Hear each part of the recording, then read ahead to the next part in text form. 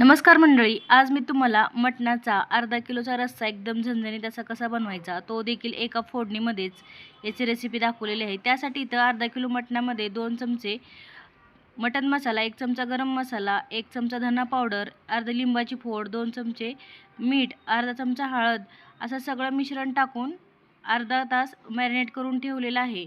आता कुकरमध्ये 3 चमचे तेल टाकलेलं आहे। त्यामध्ये उभा चिरलेला कांदा लालसर असा तळून घेतलेला आहे।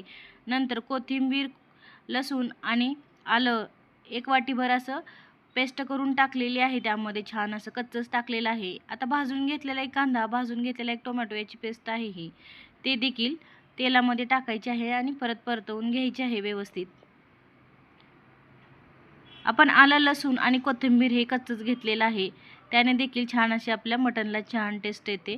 आता सर्व मिश्रण हलवून त्यामध्ये आता आपण 50 ग्रॅम भाजून घेतलेलं खोबरं, 2 चमचे तीळ, 1 चमचा खसखस आणि थोडेसे खडे मसाले हे छान असे भाजून वाटून घेऊन आपण परत तेलामध्ये टाकलेले आहेत, म्हणजेच आपल्या फोडणीत टाकलेले आहेत आणि परत एकदा छान असं परतवून घ्यायचं आहे। दोनदा आपण इथं फोडणी करायची अजिबात गरज पडत नाही आहे, एका फोडणीमध्येच आपलं छान असं हे मटण तयार होतं। आता जे पूर्ण मटण आहे त्यामध्ये वजडी आहे, मटण आहे, पूर्ण म्हणजे जे पार्ट आहेत ते थोडेसे सर्व घेतलेले आहेत, ते टाकून आता छान असं हलवून घेतलेलं आहे। इथं मॅरिनेट करून अर्धा तास हे मटण ठेवलेलं होतं।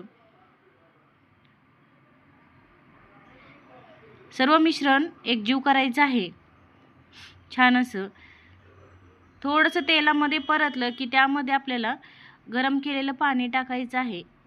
तुम्हाला जितका रस्सा हवा असेल त्या हिशोबाने तुम्ही गरम पाण्याचा वापर करायचा। इथे थंड पाण्याचा अजिबात वापर करायचा नाही, गरमच पाणी घ्यायचं आपल्याला, हे पाहायचं। आता परत एकदा थोडंसं हलवून घ्यायचं आहे, जास्त हलवायचं नाही आहे, एकदम झटकीपट होतं, अजिबात वेळसुद्धा लागत नाही याला। आता झाकण लावून आपल्याला 3 शिट्ट्या करून घ्यायच्या आहेत। माझं हे कुकर 3 शिट्ट्यामध्ये तयार होतं। तुम्हाला जर वेळ लागत असेल तर तुम्ही अजून थोड्याशा शिट्ट्या करून घेऊ शकता कुकरला।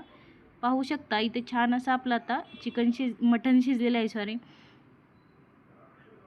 आता त्यामध्ये 2 चमचे घरचा काळा मसाला आणि 1 चमचा मटण मसाला असं हे मिश्रण पाण्यामध्ये थोडंसं विरघळून आपण भाजीमध्ये टाकलेलं आहे आणि परत एकदा हलवून घेतलेलं आहे आणि थोडीशी कोथिंबीर टाकलेली आहे। मीठ आपण आधीच टाकलेलं आहे, त्यामुळे इथं मिठाचा वापर केलेला नाही आहे। साईडला थोडंसं मटण काढून ते फ्राय देखील केलेलं आहे मी, हे पहा असं।